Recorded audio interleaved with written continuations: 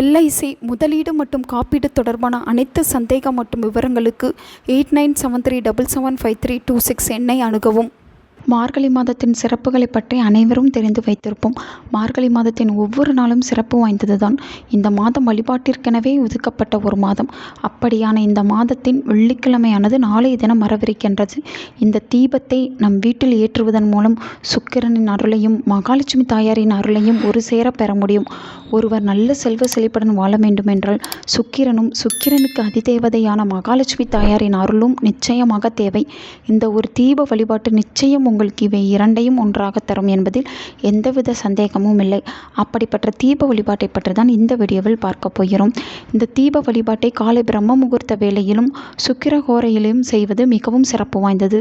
அடுத்து மாலை வரும் சுக்கிர ஓரையில் செய்யுங்கள். இல்லை என்றால் மாலை 6 மணியிலிருந்து இரவு 9 மணிக்குள் இந்த வழிபாட்டை செய்து முடித்துவிட வேண்டும். இந்த வழிபாடு செய்ய நமக்கு தேவை 2 குத்து விளக்குகள், 2 தாம்பூலத்தட்டுகள், 2 மந்தார இலைகள் மற்றும் மகாலட்சுமியின் அம்சம் பொருந்திய சோழிகள், சிறிதளவு மருதாணி விதைகள் இவைகளை தயார் செய்து வைத்து கொள்ள வேண்டும்.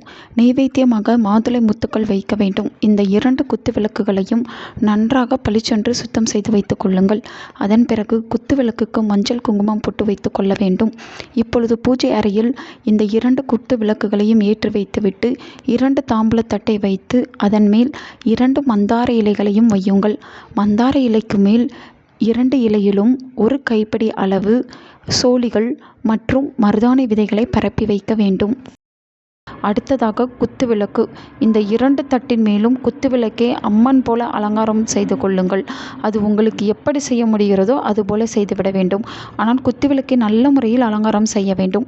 இந்த குத்துவிளக்கில் இடுப்பை எண்ணெயும் பொங்கு எண்ணெயும் ஒன்றாக சேர்த்து ஊற்றி பஞ்சு திரி போட்டு தீபம் ஏற்ற வேண்டும். அடுத்து குத்துவிளக்குக்கு சாம்பிராணி தூபம் காற்றி வெற்றிலைப்பாக்கு, பழம், மாதுளை முத்துக்கள் அனைத்தையும் நெய்வேத்தியமாக வைத்து விடுங்கள். நல்ல வாசனை மிக்க ஊதுபத்திகளை ஏற்றி வைத்து விடுங்கள். இந்த குத்துவிளக்கு முன் அமர்ந்து மகாலட்சுமி அஷ்டோத்திரம் அல்லது உங்களுக்கு தெரிந்த வேறு மகாலட்சுமி மந்திரம், சுக்கிரன் மந்திரம் அல்லது அம்மனுடைய மந்திரங்கள் எது தெரிந்தாலும் அதை சொல்லலாம். இதையெல்லாம் சொல்லி பூஜையை நிறைவு செய்து கொள்ளுங்கள்.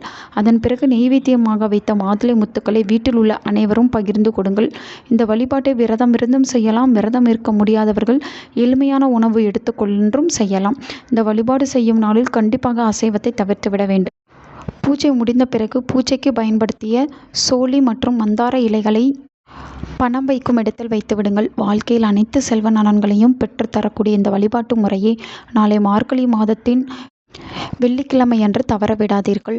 நாளைய வெள்ளிக்கிழமை இதை செய்ய முடியவில்லை என்றாலும் மார்கழி மாதத்தின் வரும் ஏதாவது ஒரு வெள்ளிக்கிழமையில் இந்த வழிபாட்டை செய்து விடுங்கள். பிறக்கப் போகும் தை மாதமும் உங்களுக்கு சிறப்பானதாக அமையும் என்பதில் சந்தேகமே இல்லை. உங்கள் பொருளாதார நிலையும் நல்ல முன்னேற்றம் ஏற்படும். நல்லதே நடக்கும். உங்கள் நண்பர்களுக்கும் உங்கள் உறவினர்களுக்கும் இந்த வீடியோவை ஷேர் பண்ணுங்க. அவங்களும் இதை பற்றி தெரிஞ்சுக்கிடட்டும். ஆன்மீகம் டிவி தமிழ் சேனலை சப்ஸ்கிரைப் பண்ணுங்க.